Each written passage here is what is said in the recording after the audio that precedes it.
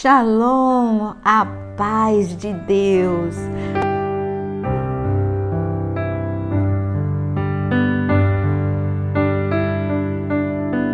Muito bom estar aqui com você, porque é neste tempinho, tão pouquinho do tempo que a gente reserva, mas é neste tempo em que nós somos fortalecidos, recebemos refrigério, aonde a esperança nos reanima, a palavra de Deus nos fortalece. E você que está sempre aqui, é muito bom estar com você. E você que acaba de chegar, você é muito bem-vindo. Hoje o nosso tema é o propósito de Deus.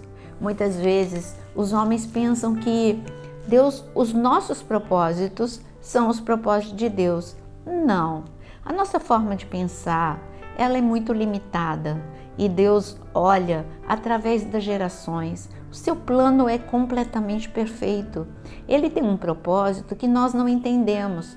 Por exemplo, um pai que pede para o filho e diz assim: você precisa comer feijão, você precisa comer legumes. O propósito, o pai, ele vê muito na frente. Ele está visando o crescimento, o fortalecimento daquela criança. A criança encara aquele conselho como sendo a coisa mais terrível do mundo, como sendo um castigo, uma punição e totalmente desnecessário. Você está vendo a diferença de pensamento entre o pai, que é amadurecido, que tem experiência, e o filho, que por ele viveria comendo bobeira, ele viveria com pirulito, com bala, com chocolate.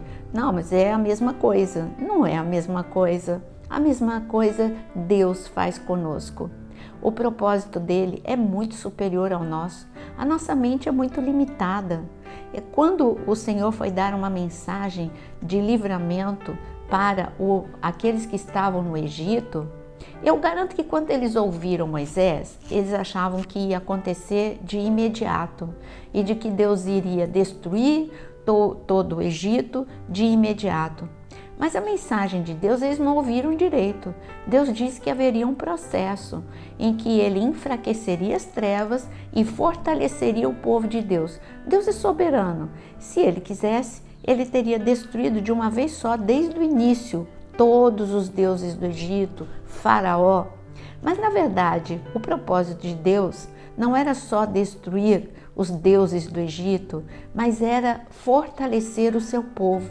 E só existe um caminho para fortalecer o povo de Deus. É o povo de Deus quando se une e é o povo de Deus quando começa a olhar para Deus e confiar. A cada praga que chegava, o povo precisava olhar para Deus, confiar e orar o tempo todo. Eles não estavam mais orando e eles precisavam. Foi um processo para reavivar a vida espiritual de cada família.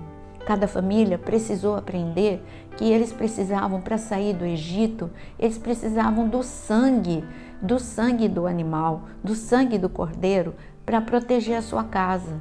Mas eles tiveram que aprender tudo isso e eles fizeram e eles obedeceram e saíram com segurança.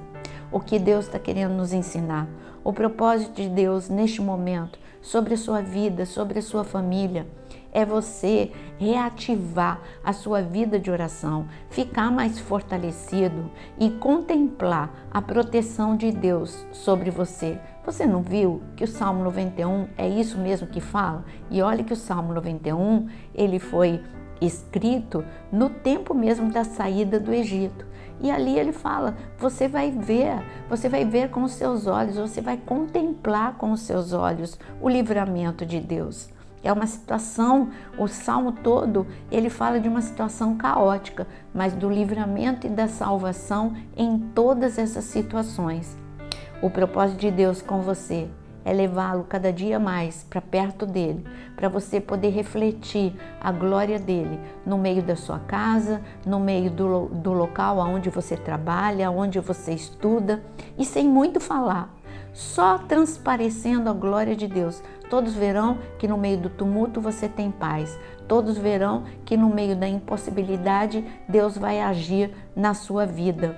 Não perca tempo tentando responder o que não tem resposta. Se os egípcios fossem perguntar para os hebreus, quer dizer que Deus tirou vocês daqui do Egito, colocou na terra de Gozem e agora Ele não tirou vocês do Egito, vocês continuam no Egito?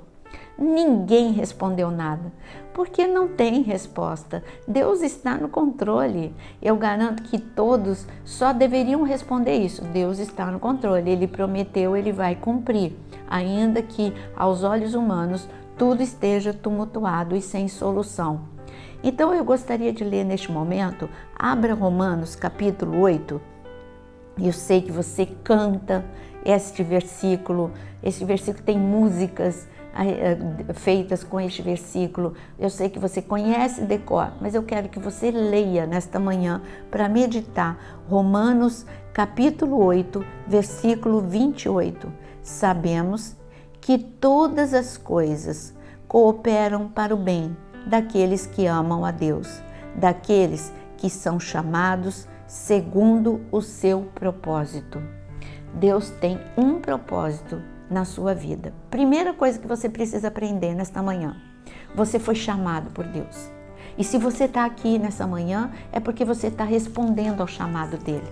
Deus te colocou no meio dessa geração com tantos problemas, com tanta insegurança, com tantas calamidades, com tantas dificuldades, porque Ele, soberano e onisciente, já sabia que você ia responder. E Ele está contando com a sua fé, Ele está contando com você se submeter à sua vontade.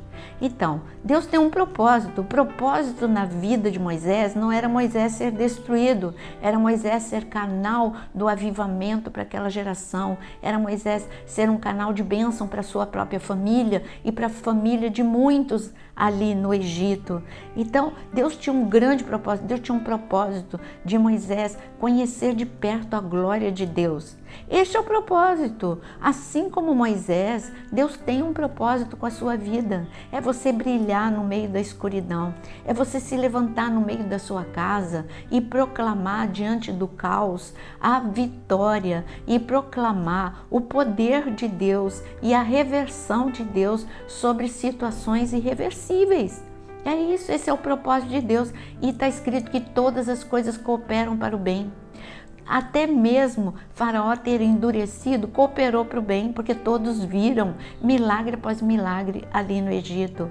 Até a fornalha cooperou para o bem, porque Sadraque, Mesaque e Abdenego entraram na fornalha de um jeito e saíram muito melhor. Eles foram honrados na Babilônia, receberam cargos na Babilônia. Tinha um propósito na cova de Daniel. Daniel foi para a cova, tinha um propósito. O propósito é que todos vissem que o Deus de Daniel não permitiu que ele fosse tocado, que o Deus de Daniel era muito mais forte do que todo o decreto das trevas, era muito mais forte do que todos os leões famintos que estavam dentro daquela cova. Há um propósito de Deus e eu garanto que mesmo que você não esteja entendendo, tudo cooperará para o seu bem. Havia um propósito de Deus para José ir para o Egito. José não entendeu nada. Como assim? Deus prometeu que eu iria reinar. Deus fez tantas promessas. Eu vi em sonhos. E como agora eu primeiro vou para uma cisterna, depois eu vou como escravo para o Egito? Como assim? Mas era lá no Egito que o propósito de Deus iria se cumprir na vida de José. E eu digo que o propósito de Deus vai cooperar todas as coisas que estão acontecendo na nossa nação, todas as coisas que estão acontecendo na sua vida, vai cooperar para o bem, porque Deus é especialista em reverter o mal em bênção. Ele é o Deus que surpreende, Ele é o Deus que vai impactar a todos e todos olharão para você e saberão que o Senhor é Deus. Então confia, alegre-se.